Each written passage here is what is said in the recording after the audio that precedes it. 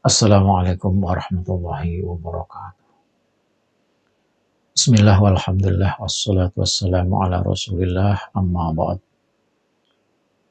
Saudara-saudara sekalian, doa saya kepada saudara semuanya, semoga selalu dalam keadaan sehat walafiat, bisa menjalankan kegiatan dan aktivitas dengan sebaik-baiknya. Amin Allahumma amin. Saudara sekalian, sejarah telah mencatat kekuatan Nahdlatul Ulama tidak bisa ditandingi oleh upaya siapapun yang ingin mengacaukan negara kesatuan Republik Indonesia.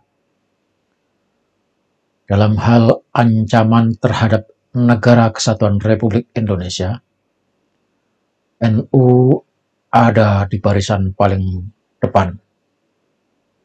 Tidak ada semboyan negara kesatuan Republik Indonesia NKRI harga mati kecuali NU yang lantang menyuarakannya. Organisasi apapun yang melawan NU dengan frontal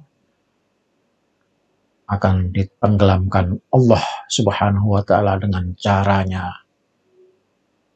Lihatlah mereka yang sudah memusuhi NU secara frontal. PKI memusuhi NU, maka yang bubar adalah PKI. PRRI Permesta memusuhi NU, maka yang bubar adalah PRRI Permesta. DITII memusuhi NU, maka yang bubar adalah DITII. Bahkan Masumi dulu memusuhi NU, maka Masumi yang bubar. Apalagi HTI yang memusuhi NU, jelas dibubarkan oleh pemerintah. Jamaah Islamiyah JI memusuhi NU, maka bubar juga JI. Orde Baru yang meminggirkan memusuhi NU, tidak memberikan kesempatan, bahkan ngaji-ngaji pun diawasi, maka Orde Baru ditumbangkan. FPI memusuhi NU, yang bubar adalah FPI. Sekiranya sekarang ini Wahabi punya organisasi, lalu memusuhi NU, maka sudah dipastikan organisasinya juga akan bubar. Kenapa organisasi yang memusuhi NU dengan frontal selalu berakhir dengan bubar?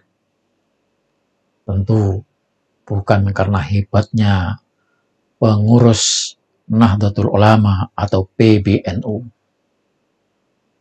Karena warga NU, mulai dari yang paling bawah, masyarakat paling bawah jamiahnya, itu selalu melakukan amaliyah ahli sunnah wal jamaah yang dulu diajarkan oleh para pendiri NU sebagai penerus perjuangan Wali Songo. Warga NU sudah biasa yasinan, tahlilan, maulidan, ziarah kubur, wiridan, manakiban, selawatan, istighosahan, dan sebagainya. Itulah sesungguhnya kekuatan NU. Dengan cara mengikuti amaliyah Jam'iyah Nahdlatul Ulama, cara inilah para Habib menyusup dan diterima oleh warga NU. Para Habib hidup subur di tengah-tengah warga Nahdlatul Ulama. Para Habib dengan amalannya itu, amaliyah Jam'iyah Nahdlatul Ulama, mendekat kepada PBNU dan kiai-kiai NU. para habib dijadikan tokoh dan panutan di tengah-tengah warga NU karena kiai-kiai NU. Bahkan anak-anak kiai dan keluarganya juga dinikahkan dengan habib. Padahal kita harus tahu, saudara, cara pendekatan para habib kepada kiai-kiai NU, PBNU, dan warga Nahdlatul Ulama itu adalah taktik untuk mengamankan diri bila suatu saat akan terbongkar kedoknya. Dan terbukti sekarang ini semua pengurus NU dan pesantren-pesantren NU merasa bangga kalau bisa didatangi oleh habaib. Para habib sudah begitu nyaman dan aman dalam lindungan PBNU dan kiai-kiai NU. Dan ketika sekarang para habib terbongkar kedoknya, diketahui kebohongannya, diketahui kepalsuannya, kalau mereka bukan keturunan Rasulullah Shallallahu Alaihi Wasallam, PBNU dan kiai-kiai NU sudah dalam cengkeraman pengaruh para habib. Maka tidak ada yang bisa disampaikan oleh PBNU dan kiai-kiai pesantren besar, khususnya yang di Jawa Timur itu, ketika warga NU mempertanyakan kebenaran nasab para habib. PBNU dan kiai-kiai pesantren besar di Jawa Timur justru membela para habib dan menuduh, yang mengusut, yang meneliti, yang membongkar kepalsuan para habib sebagai cucu Rasulullah,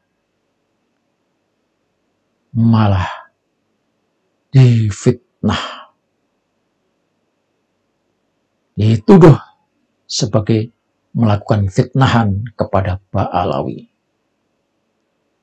Contohnya yang terakhir adalah dawuh Kiai Haji Miftahul Akhyar yang notabene adalah seorang Rais Am Suriah Nahdlatul Ulama.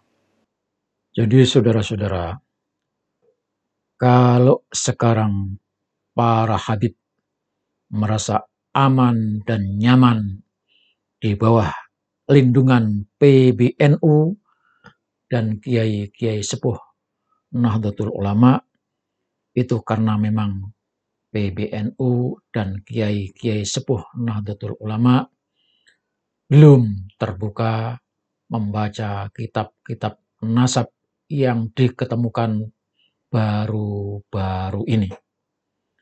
Lebih dari itu, saya yakin dan saya berhusnudzon kalau mereka masih terdoktrin oleh para habib dan masih terus husnudzon kalau para habib itu adalah keturunan Rasulullah Shallallahu Alaihi Wasallam, sehingga sulit kita berikan informasi dan sulit terbuka pikirannya ketika diinformasikan bahwa para habib itu bukanlah keturunan Rasulullah SAW, karena sekali lagi doktrin sudah masuk ke dalam pikiran bawah sadarnya. Jadi pantas mereka akan tetap membela Ba'alawi. Tetapi kita tidak boleh patah arang, tidak boleh patah semangat. Cepat atau lambat, orang-orang yang tertutup tidak mau membuka diri akan tergusur oleh zaman.